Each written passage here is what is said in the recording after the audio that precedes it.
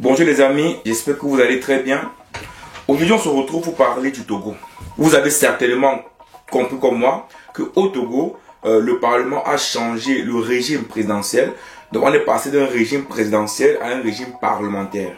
Quand je pense que certains pays de la CEDEAO ont taclé le Niger, taclé le Burkina Faso, taclé le Mali, je me rends compte que et quand également Ibrahim Traoré parlait de putschistes au sein de la CEDEAO, les gens ne comprenaient pas. Mais je crois que maintenant, les gens vont clairement comprendre pourquoi on parle de putsch au niveau de la CEDEAO.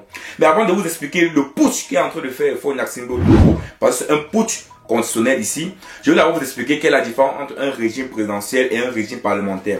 Donc prenez-vous, calmez-vous, on va parler doucement, on va essayer de mettre les mots qu'il faut, comme ça tout le monde va bien comprendre quelle est la différence entre les deux.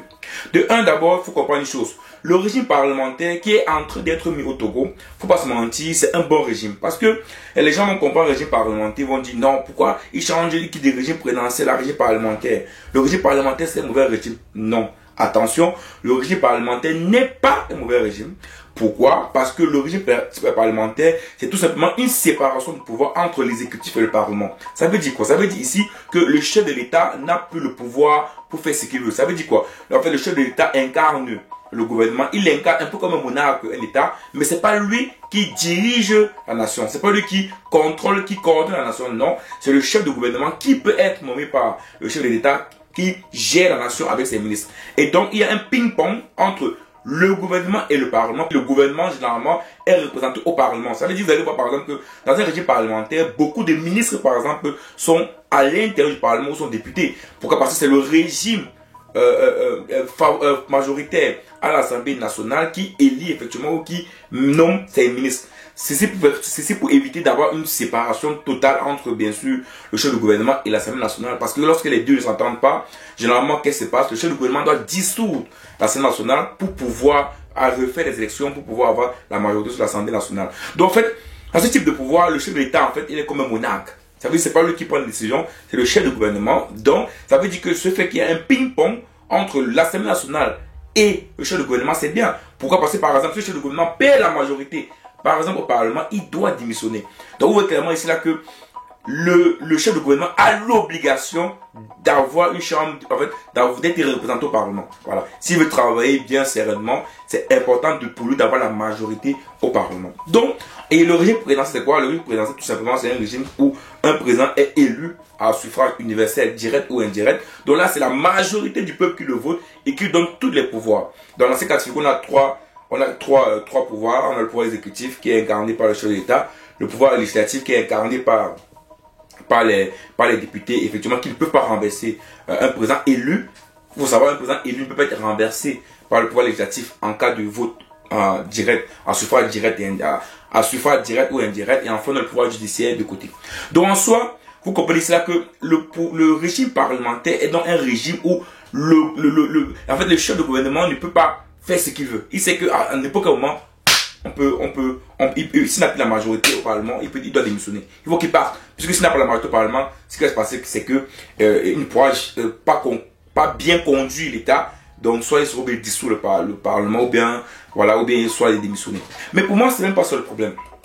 Parce que je vous ai dit tantôt que un régime parlementaire, c'est un bon régime. Mais c'est où est-ce que ce régime doit vivre qui pose problème? Ça marche bien au Canada, ça marche bien en Australie, ça marche bien, même au Maroc, même en Angleterre, ça marche bien.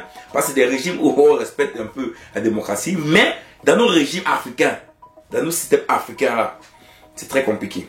Et donc, on va essayer de comprendre pourquoi, je dis tantôt ici là, que Faure Gnassingbé est en train de foutre un gros bordel au Togo. On va aller doucement. Qu'est-ce qui se passe? On dit quoi? On dit article 144 de la Constitution. Qui dit quoi? L'initiative de la révision de la Constitution appartient concurremment au président de la République et à 1/5 au moins des députés composant l'Assemblée nationale. Donc ça veut dire quoi? Donc ça veut dire cela que pour réformer la Constitution, il faut que ce soit le président qui demande ou soit c'est 1/5 des députés. Et donc, dans le cas du Togo, c'est 1/5 des députés qui ont décidé qu'on change la Constitution. Et donc, comprenez bien ça, parce qu'on va continuer pour bien comprendre les choses. L'article 144 prévoit les conditions de la révision et octroie cette initiative aux 1/5 des députés ou au président de la République. La réforme litigieuse a donc été à l'initiative de 1/5 des députés conformément au texte fondamental en vigueur. Toutefois, ces députés sont depuis le 31 décembre 2023 en fin de contrat, donc en fin de mandat. Puisqu'ils siègent toujours depuis 3 mois après la fin de leur mandat, leur rôle serait d'expédier les affaires courantes et non de procéder à une modification substantielle susceptible de produire des effets d'importance fondamentale. Donc on dit bien, les 1/5 des députés qui ont voté pour un changement de la Constitution ne sont plus élus. Donc le mandat est terminé depuis 3 mois. Donc ils sont là souvent en cas, voilà, pour expédier les affaires courantes. Donc l'article 144 précise également que aucune procédure de révision ne peut être engagée ou poursuivre en période d'intérim ou de vacances. Il faut le dire clair ici. Actuellement, c'est 1/5 des députés qui ont voté pour le changement. On dit le mandat est fini depuis 3 mois. Et donc, il ne peut pas avoir une révision lorsque nous sommes en période d'intérim ou de vacances. Parce qu'il faut le dire clairement, actuellement, ils sont en période d'intérim. Les 1/5 des députés qui ont voté pour le changement ont déjà fini le mandat. Mais c'est pas tout. Supposons même qu'ils peuvent le faire. Supposons même qu'ils peuvent le faire encore. Maintenant, on va lire l'article 59 de la Constitution togolaise qui dit quoi? Le président de la République est élu au suffrage universel, libre, direct, égal et secret pour un mandat de 5 ans renouvelable une seule fois. Une seule fois. Cette disposition ne peut être modifiée que par voie référendaire. Donc ça veut dire, si c'est que le président ne sera plus voté par suffrage universel, direct et libre, on ne peut changer ça que par voie référendaire. Et donc, qu'est-ce qui a été voté récemment au Parlement? On dit, or, la nouvelle constitution votée dans l'illégalité modifie les dispositions de l'article 59 et prévoit désormais une élection du président de la République au suffrage universel indirect par les députés pour une durée de 6 ans. Si on se réfère toujours aux dispositions de la Constitution en vigueur, une telle modification ne peut intervenir que par la voie référendaire. Je pense que tout le monde a bien compris. Ça veut dire quoi? Si le Togo, ou bien si le Parlement, ou le président de la République veut changer la constitution togolaise, cela doit se passer, ou bien la manière, parce que savoir que l'un des éléments de régime présidentiel, c'est le vote. Hein. S'il y a quelque chose qui incarne parfaitement le régime présidentiel, c'est le fait qu'on vote le président par suffrage universel, libre, direct ou indirect. C'est ça l'un des éléments majeurs du régime présidentiel. Et donc, si ce type de suffrage-là change, automatiquement, on doit passer par voie référendaire. Mais, au Togo, voilà ce qui s'est passé.